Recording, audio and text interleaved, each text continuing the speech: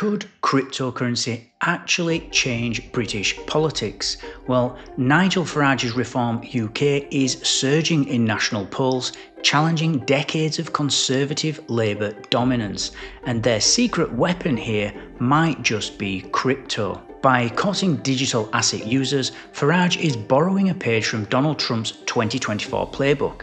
Today, we're going to break down exactly how Reform UK is targeting crypto voters, why this is important, and what it could mean for the future of UK politics.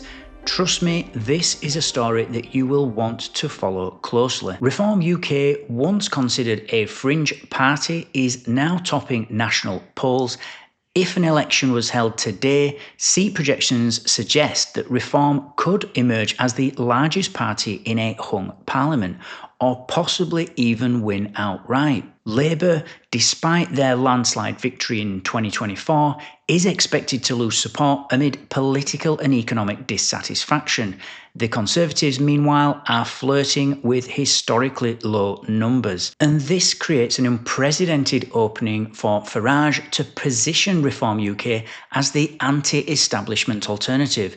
For decades, the UK's political system has been dominated by two parties, but Reform UK's rise shows that voters are ready to break that mould, especially if someone can speak directly to issues that matter to them, like crypto. Now, Nigel Farage has always been a political disruptor. From leading UKIP to championing Brexit, he has consistently tapped into anti-establishment sentiment and voter frustration with the political elite. Reform UK represents the next phase of his career. Combining populist rhetoric with a tech-savvy, future-focused platform, and by focusing on crypto and financial freedom, Farage is reaching a younger, digitally engaged demographic, distinguishing his party from Labour and the Conservatives. Now, why is crypto at the heart of this strategy? Well, the number of UK adults owning crypto has tripled since 2021. Today, roughly 12% of adults hold digital assets, which is a fast-growing and politically active demographic. But these investors face challenges. Crypto in the UK is heavily taxed, and every crypto-to-crypto swap counts as a taxable event. The capital gains tax allowance has dropped from £12,300 in 2022 to just £3,000 in 2024. And on top of that, the Financial Conduct Authority lumps all digital assets together under a broad, high-risk speculative investment label. That means Bitcoin, Ethereum, and even meme coins are treated the same way, frustrating investors and stifling adoption. For Reform UK, these challenges represent a political opportunity, and by positioning themselves as the party that will fight for crypto freedom, they can attract a voter base that feels ignored and overtaxed by the traditional parties. And so Farage has introduced a draft crypto assets and digital finance bill, laying out some of the most pro-crypto policies in UK political history. And these key proposals include things like cutting capital gains tax on crypto from 24% to a flat 10%, banning debanking, so making it illegal for banks to refuse service to crypto users. He also wants to establish a sovereign Bitcoin reserve fund at the Bank of England. And these aren't just political talking points, they are designed to make Reform UK the go-to party for investors who feel frustrated with regulation, taxes, and lack of financial freedom. And by offering real solutions for a growing demographic, Farage is signalling that he understands the financial future of the UK and he's willing to act on it. And this strategy mirrors what Donald Trump did in the US in 2024. Trump actively courted crypto voters and it clearly paid off.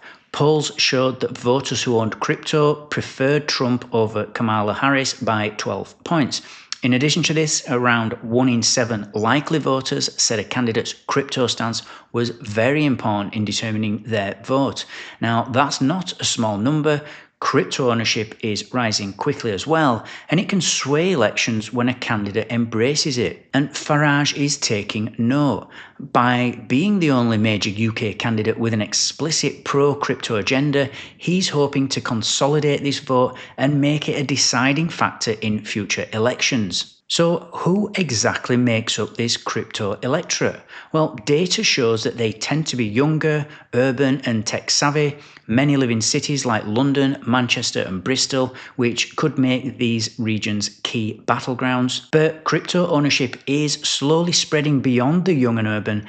Older investors are entering the market and more regions are adopting digital assets. So, this means that Farage's strategy could appeal to a broader spectrum than just millennials and Gen Z. And essentially, crypto voters represent a politically engaged, tech forward, and often anti establishment demographic that has been largely overlooked until now. So, let's talk election outcomes. Scenario 1 is a hung parliament. Reform UK emerges as the largest party, but no party secures a majority. This gives Farage and his crypto-focused platform a kind of kingmaker role, influencing policy and budgets directly. Scenario 2 is a coalition government. So Labour or Conservatives may need reform support to pass key legislation. Crypto policy could then become a bargaining chip in Parliament. Scenario 3 is a minority government. So even without winning the majority, reform could force traditional parties to adapt, pushing them towards pro-crypto measures to avoid losing tech-savvy urban voters. Now, of course, there are risks. Focusing heavily on crypto could alienate non-crypto voters or make the party appear kind of single-issue focused. Banks and regulators may resist, creating conflicts between political ambitions and financial stability. And there's always the question of credibility. Can a party built on niche issues govern effectively? But still, the potential upside is enormous. By capturing the fastest growing crypto demographic, Farage could reshape the political landscape and force traditional parties to adapt. And if Farage succeeds, crypto may no longer just be a financial tool, it could become a political instrument. Campaign strategies, taxation debates, and UK fintech policy could all shift. And other parties may follow suit, creating a new era in which digital assets aren't just investments, they are central to political strategy and voter engagement. So, in short, Reform UK isn't just betting on crypto, they are betting on the future of British politics itself. So, is the UK ready for a crypto-first political party? Could Reform UK disrupt decades of political tradition? One thing's clear, and that is that digital assets are no longer just a financial niche, they are a political force. But let me know what you think. Will Farage's crypto gamble pay off? Or is this a high-risk strategy with limited appeal? Comment below and let me know. Don't forget to hit subscribe if you want to stay on top of this story as it unfolds. The UK's political landscape may never look the same again. Thanks for watching, thanks for listening, and I'll see you in the next one.